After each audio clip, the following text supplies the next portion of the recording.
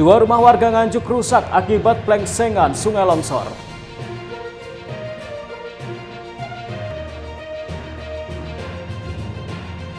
Sumur Serumbung, sumber mata air peninggalan Sunan Bonang di Tuban.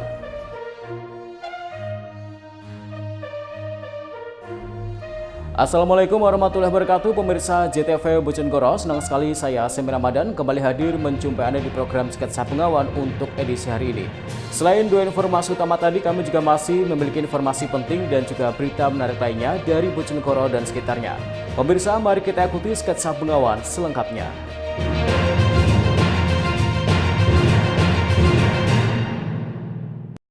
Pemirsa, kita awali informasi yang pertama. Bencana tanah longsor di sisi jembatan sungai yang terjadi di Kabupaten Nganjuk menyebabkan dua rumah warga rusak. Ambrolnya bibir sungai itu juga mengancam pemukiman warga lainnya. Plengsengan tanah penahan di sisi Sungai Widas, Desa Kutorejo, Kecamatan Bagor, Kabupaten Nganjuk mengalami longsor pada Senin sore. Longsor plengsengan dan tanah penahan sungai itu dengan panjang sekitar 50 meter dengan kedalaman sekitar 7 meter. Ambrolnya penahan sungai itu akibat air sungai meluap saat terjadi hujan deras beberapa hari terakhir. Banyaknya sampah bambu menumpuk di batang penahan jembatan membuat air mengalir ke tepi sungai yang berdekatan dengan rumah warga. Pihak perangkat desa sudah melaporkan bencana ini ke dinas terkait dan saat ini langsung dilakukan evakuasi rumpun bambu yang menghambat laju air. Bagaimana? Upaya pemerintah desa kemarin sudah kita adakan kerja bakti yang terdiri dari pemerintah desa, Porpincam Kecamatan Bagor dan BBWS dari BPBD, juga dari PTD Pengairan Nganjuk. Dan kemarin siang kita juga kirim surat untuk bantuan eskavator dan alhamdulillah tadi baru saja saya datang juga tim dari workshop PUPR itu meninjau lokasi untuk turunnya eskavator. Alhamdulillah mungkin nanti siang eskavator juga bisa datang ke sini. Apa juga mengusulkan ada pembangunan plengsengan, Pak? Untuk pembangunan plengsengan nanti kita akan usulkan ke Bina Marga Provinsi karena ini jalan masuk provinsi, otomatis kita nanti bersertaan dengan pembangunan jembatan ini mungkin kita akan usulkan untuk pembangunan plengsengan di kanan kiri jalan. Pak, sebenarnya sejak kapan jembatan atau bahu jembatan ini rusak, Pak? Itu sejak tahun 2022. Akibatnya tanah penahan sungai tergerus dan dua rumah milik Abdul Hadi dan Pujo rusak di bagian belakang.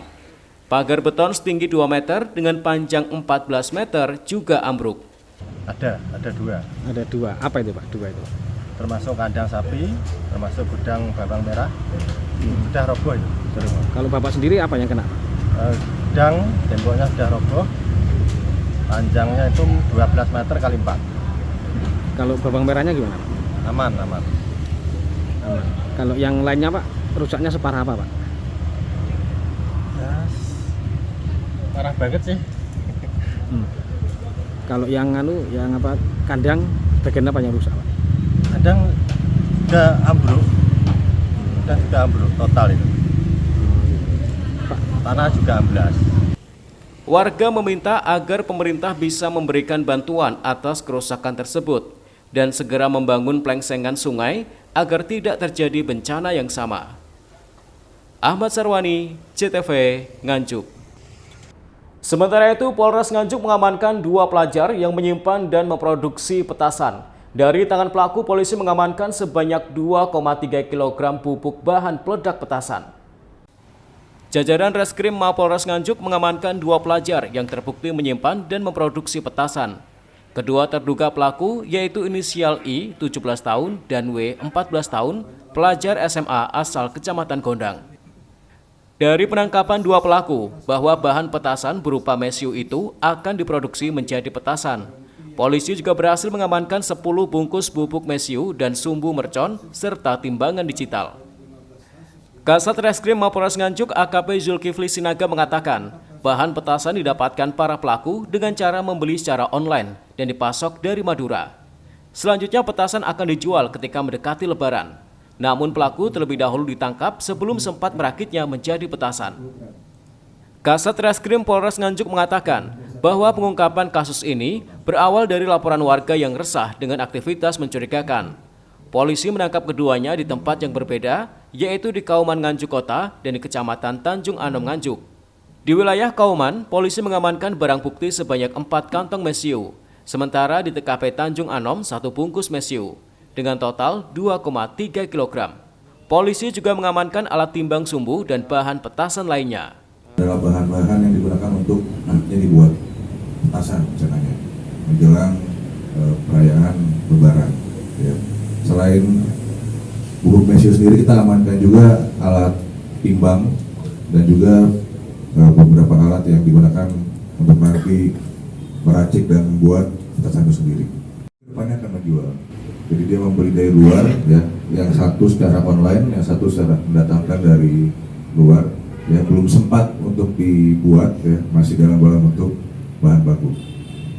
Akibat perbuatannya, para pelaku dijerat dengan Undang-Undang Darurat Nomor 12 Tahun 1951 tentang bahan peledak dengan ancaman hukuman maksimal 12 tahun penjara. Ahmad Sarwani, CTV, Nganjuk. Pemirsa, Satreskrim Polres Tuban berhasil mengungkap penyalahgunaan bahan bakar minyak atau BBM bersubsidi pemerintah. Seorang pelaku ditangkap beserta barang bukti kendaraan truk bermuatan 3.500 liter solar bersubsidi. Satreskrim Polres Tuban mengungkap kasus penyalahgunaan bahan bakar minyak BBM bersubsidi. Dari kasus ini, polisi menangkap seorang pelaku beserta barang bukti kendaraan truk bermuatan 3.500 liter solar bersubsidi. Pengungkapan kasus ini berawal dari adanya laporan masyarakat tentang adanya penyalahgunaan solar bersubsidi di SPBU Kecamatan Jatirogo, Kabupaten Tuban. Setelah dilakukan serangkaian penyelidikan, petugas langsung melakukan penggerebekan lokasi yang digunakan menimbun solar bersubsidi. Lokasi penimbunan tersebut berada di sebuah lahan kosong di Desa Sugihan, Kecamatan Jatirogo, Kabupaten Tuban. Saat penggerebekan, pelaku sedang menyiapkan truk bermuatan solar subsidi yang akan dibawa ke wilayah Jawa Tengah. Pelaku yang ditangkap diketahui bernama Mulyono, 31 tahun, warga setempat. Sementara satu orang lainnya berinisial N berhasil melarikan diri dan kini masuk dalam daftar pencarian orang atau DPO. Kapolres Tuban AKBP Oscar Syamsuddin mengatakan pelaku mendapatkan solar bersubsidi dari SPBU di dekat lokasi penimbunan. Modusnya, pelaku menyuruh para perengkek atau orang yang menggunakan motor modifikasi untuk mengangkut BBM. Untuk membeli solar di SPBU, mereka dibekali pelaku dengan menggunakan surat rekomendasi dari desa. Kemudian, solar subsidi yang dibeli seharga Rp6.800 per liter tersebut dijual lagi seharga Rp8.800 per liter. Perengke ini orang yang mengendarai kendaraan bermotor yang sudah dimodifikasi. Nanti ada barang buktinya akan kita sampaikan, ya. Untuk membeli solar di SPBU dengan menggunakan surat rekomendasi dari desa. Ya, kemudian membeli BBM jenis solar bersubsidi di SPBU Jatirogo. Kemudian solar tersebut dikumpulkan di lahan kosong yang berada di Desa Sugihan, Kecamatan Jatirogo, Kabupaten Tuban. Setelah terkumpul, solar tersebut dimasukkan ke dalam bul di atas bak truk warna kuning dan dijual ke Provinsi Jawa Tengah. Kemudian untuk kronologis penangkapan pada saat setelah dilakukan serangkaian penyelidikan, kemudian didapati yang bersangkutan atau tersangka ini pelaku sedang menyiapkan truk bermuatan solar subsidi yang akan dibawa ke Jawa Tengah. Dari kasus ini, petugas mengamankan 1 unit truk berisi sebanyak 3.500 liter solar yang disimpan di dalam 4 buah tandon, 1 unit pompa air, 28 jerigen ukuran 30 liter, serta 1 unit sepeda motor. Akibat perbuatannya, pelaku dijerat dengan pasal 55 Undang-Undang Republik Indonesia Nomor 22 Tahun 2021 tentang minyak dan gas bumi dengan ancaman hukuman 5 tahun penjara. Sigi Muhammad, Husni Mubarak, JTV, Tuban. Banjir bandang terjang 4 desa di Kabupaten Bojonegoro. Informasinya akan kami hadirkan saat lagi, tetaplah di Sketsa Bengawan.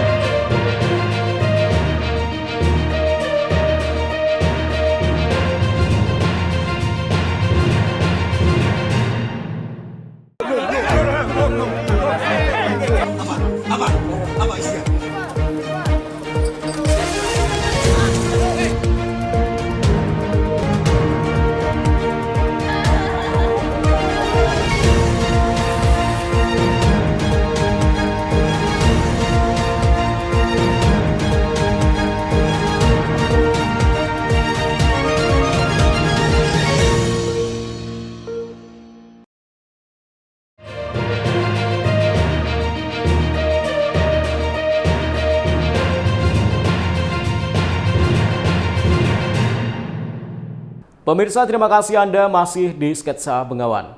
Banjir bandang menerjang 4 desa di Kecamatan Gondang, Kabupaten Bojonegoro pada Sabtu sore. Pasca banjir, warga dibantu petugas dari BPBD, TNI, dan Polri membersihkan sisa lumpur yang terbawa oleh banjir. Hujan deras yang mengguyur kawasan perbukitan di selatan Kabupaten Bojonegoro menyebabkan banjir bandang. Air yang datang langsung menerjang ratusan rumah warga yang ada di 4 desa di Kecamatan Gondang, Kabupaten Bojonegoro. Setidaknya ada 325 rumah warga tergenang luapan air dengan ketinggian antara 100 hingga 300 cm. 17 rumah dilaporkan rusak, 1 diantaranya roboh dan 1 rumah lainnya hanyut diterjang arus banjir. Sementara 1 unit sepeda motor dan beberapa ekor hewan ternak milik warga juga dilaporkan hanyut diterjang banjir. Tak hanya itu, banjir juga menerjang kurang lebih 10 hektar areal pertanian yang ada tanaman padi juga tergenang. Selain itu, jalan poros utama kecamatan PUK yang berada di Dusun Dodol serta jembatan penghubung antar desa juga ambrol diterjang derasnya banjir bandang. Tidak dilaporkan adanya korban jiwa maupun luka-luka, sementara kerugian material masih dalam pendataan. Kasih Kedaruratan dan Logistik BPBD Kabupaten Bojonegoro, Agus Purnomo mengatakan, saat ini banjir sudah surut dan menyisakan lumpur yang tebal. BPBD bersama warga saling gotong royong membersihkan genangan lumpur di dalam rumah. Sementara pemberian obat-obatan serta makanan maupun keperluan lainnya sudah didistribusikan kepada masyarakat yang terdampak banjir bandang. Penanganan banjir. Terima kasih. Jadi terkait kemarin malam banjir bandang yang melanda Kecamatan Gondang, khususnya Gondang, Samborejo, Sekanten, dan teman-teman dari provinsi, BPBD provinsi langsung memberikan bantuan logistik dan alat kebersihan guna untuk membantu masyarakat yang terdampak banjir tadi malam. Secara umum sudah tertangani semua ya? Alhamdulillah sudah. Jadi memang kami hadir. Jadi teman-teman provinsi Jatim langsung hadir merespon. Mereka datang langsung pagi tadi dan kita sudah mendistribusikan melalui kecamatan. Jadi pihak kecamatan yang mendistribusikan ke desa-desa terdampak. Bantuan logistik apa aja, Pak? Bantuan itu yang mendasar, jadi paket siap saji, makanan, alat kebersihan.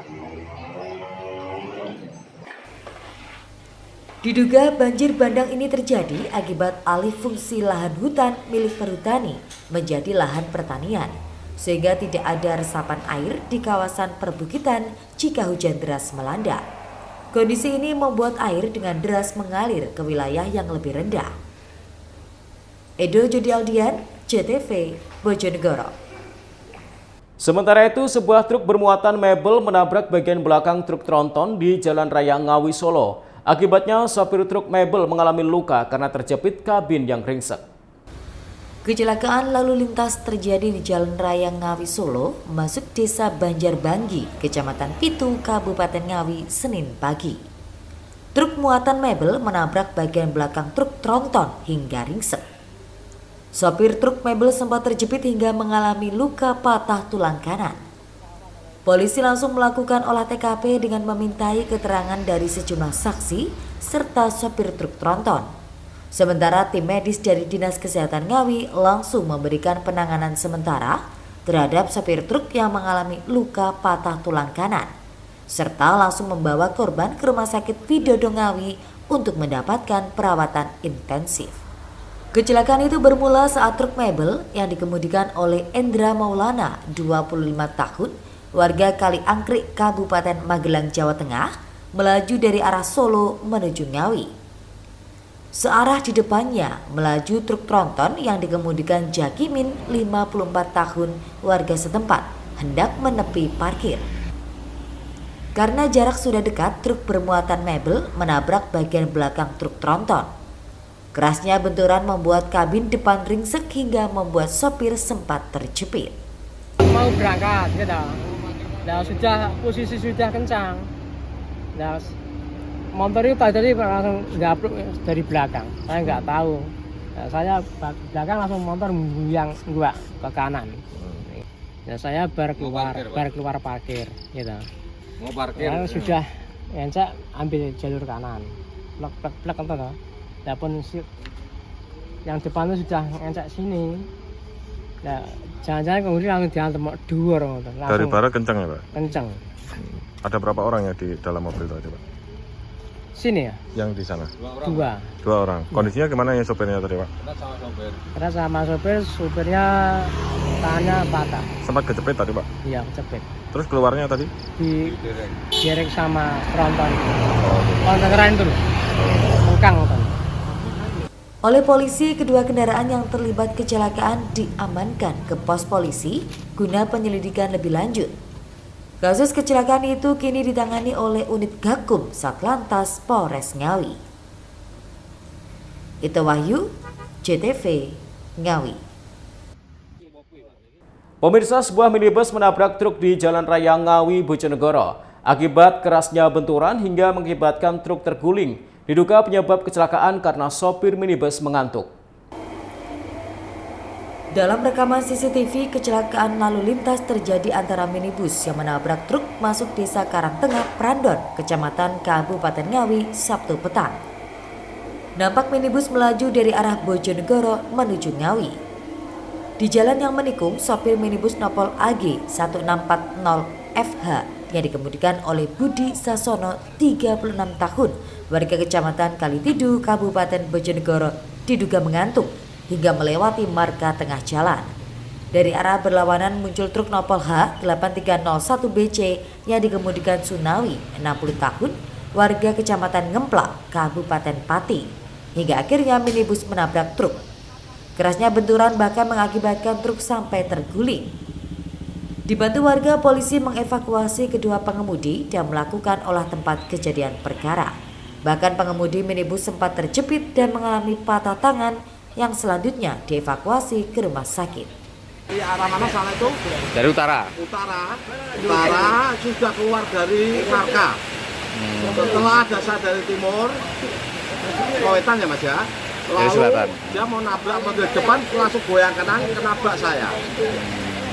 Coba luka, sehingga mobil saya sampai rusak. Muat apa, Pak? Kosongan, Mas. Oh, berarti ngantuk, Pak? Ya ngaku nih, sudah mengaku sopirnya Avanza sudah mengaku ngantuk tadi waktu mau dibawa ke puskesmas. Untuk korban gimana, Pak? Sempat terjepit apa ini? Tidak kurang tahu ya, tangannya Mas ya. Patah. Jadi sempat ikut evakuasi tadi, Pak? Gimana? Sempat ikut evakuasi juga, Pak? Saya waktu saya baru keluar dari motor, Mas. Kan susah keluar tadi saya mau naik ke atas nggak bisa naik. Terus akhirnya tuh ya yang nolong lah masyarakat sini semua tadi. Ya ini depan rumahnya ada. Bapak dari mana mau kemana itu, Pak? Saya pulang dari Tulungagung. Mau kemana? Mau pulang ke Pati, Jawa Tengah. Kasus kecelakaan tersebut kini ditangani unit Gakum Satlantas Polres Ngawi.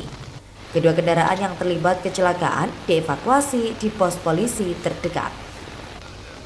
Ito Wahyu, JTV, Ngawi.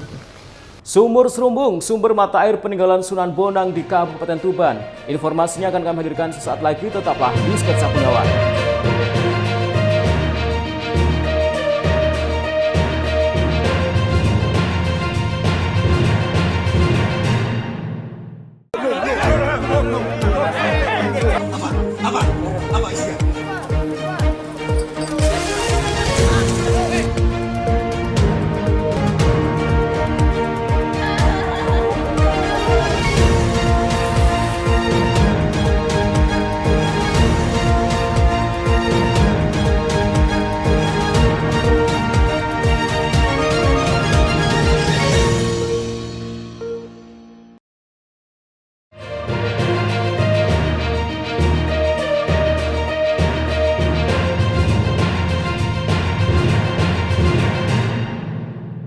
Pemirsa, terima kasih Anda masih di Sketsa Bengawan.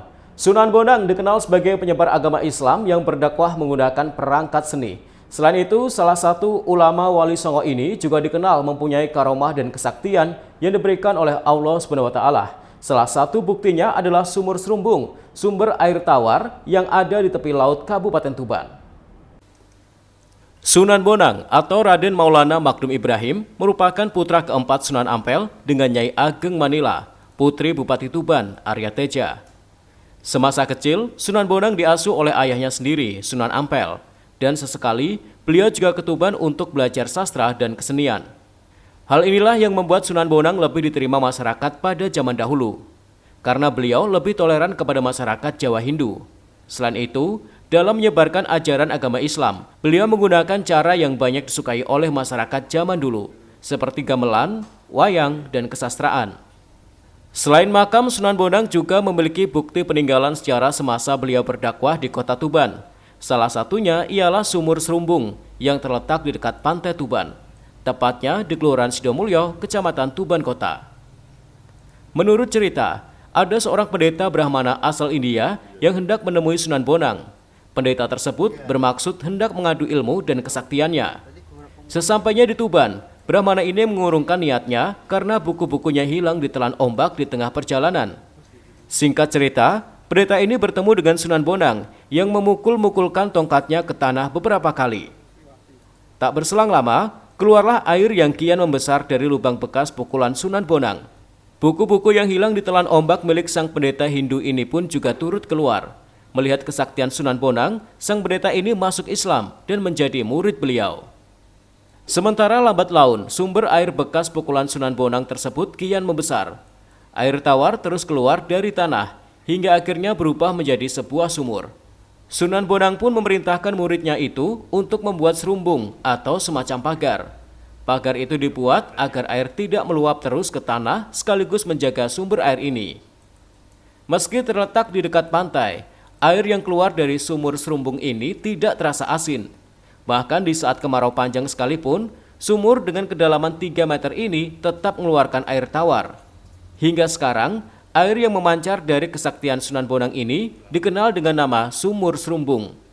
Air sumur ini dipercaya peziarah memberi berkah. Jadi disinilah dakwah Islam mulai. Jadi peninggalan-peninggalan beliau termasuk ada di tepi pantai itu ada namanya Sumur Serumbung, itu merupakan dakwah Sunan Bonang pada waktu itu ketika didatangi oleh pendeta Sakyakirti dari Brawijaya atau dari Sriwijaya atau dari ada yang mengatakan dari Cina. Jadi termasuk bagaimana Sunan Bonang menciptakan alat gamelan sebagai sarana dakwah, yaitu bonang itu sendiri. Kalau kita lihat gamelan yang murni Jawa itu ada di Bali, tidak ada bonang yang tidak ada, itu hanya gambang sama apa itu ya, yang tidak ada. Kreasi Sunan Bonang itu pada bonangnya itu. Jadi disinilah dakwah Sunan Bonang selain dalam bidang agama, toleransi, karena di Tuban ini banyak sekali agama, karena kita adalah pelabuhan ya. Pelabuhan di sini ada orang Cina yang menetap di kota Tuban, ada sebagian orang Islam, ada sebagian juga orang Hindu, semakin besar, Buddha juga sama. sehingga lebih toleransi digambarkan dengan peninggalan beliau, yaitu Kalpataru. Itu yang ada di sekarang, dulu di sini Kalpatarunya, untuk supaya merawat dan lebih terjaga keamanannya, sekarang dipindah di Museum Kambang Putih. Selain sumur Serumbung, pohon Kalpataru yang ada di Museum Kambang Putih Tuban juga merupakan salah satu situs peninggalan Sunan Bonang. Sementara Primbon Bonang disimpan di Museum Negara Belanda. Siki Muhammad, Husni Mubarak, CTV, Tuban.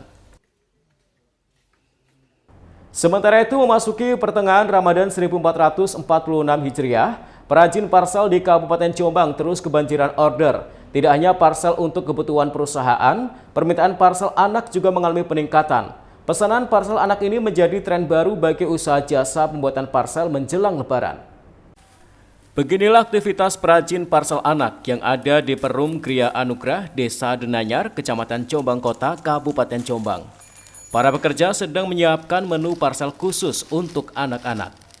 Mulai dari aneka jajanan hingga snack ringan yang disukai anak-anak. Seluruh jajanan dikemas dalam wadah sederhana sebelum diberikan label Selamat Hari Raya Idul Fitri. Selain melayani permintaan parsel anak-anak, Elok Lailatul Makfiroh, pemilik usaha ini, juga melayani parsel berupa porselen hingga aneka jajanan pabrikan. Saat ini, usaha yang dirintis sejak tahun 2022 ini terus berkembang, menjamah seluruh wilayah di Indonesia. Elok Lailatul Makfiroh, pemilik usaha mengaku, untuk parsel anak memang menjadi tren baru. Saat ini, dirinya sudah mendapatkan pesanan sebanyak 5.000 paket, sedang kemampuannya hanya di angka 600 sampai 800 per hari. Setiap parsel dirinya jual dengan harga Rp10.000 per pack. Kalau yang untuk tahun ini itu parsel mini seperti ini, jadi ini tuh parsel anak ya. Ini masih baru, tren baru untuk tahun ini. Gitu. Berapa banyak pesanan untuk tren kayak gini? Alhamdulillah, waktu pertama kali saya launching itu sekitar sekarang per hari ini ya sudah 5.000 yang udah kita kirim. Jadi untuk satu harinya itu kita kapasitas produksinya itu ada di angka 600 sampai 700 parsel seperti ini. Isi apa aja dan dijual berapa ini? Kalau untuk isiannya itu snack anak-anak ya, yang udah blended, kayak ada isi 8, kemudian nanti kita kasih angpau di sininya nanti biar diisi sama yang pembelinya seperti itu. Permintaan parsel usahanya tidak hanya dari wilayah Jawa Timur. Sejumlah wilayah di Jakarta, Jawa Barat hingga Jawa Tengah juga banyak memesan produknya. Tidak heran, selama Ramadan ini, cuan dari usahanya ini terus mengalami peningkatan. Saiful Mu'alimin, CTV, Jombang. Pemirsa, informasi tadi sekaligus mengakhiri sketsa Bengawan untuk edisi hari ini. Jangan lupa follow akun sosial media kami di bawah ini. Kirimkan kritik dan saran Anda ke alamat email kami jtv.bojonegoro@htv.co.id. Terima kasih atas kebersamaan Anda. Saya Semi Ramadan bersama kerabat kerja yang bertugas pamit dari hadapan Anda. Wassalamualaikum warahmatullahi wabarakatuh. Salam CTV Bojonegoro.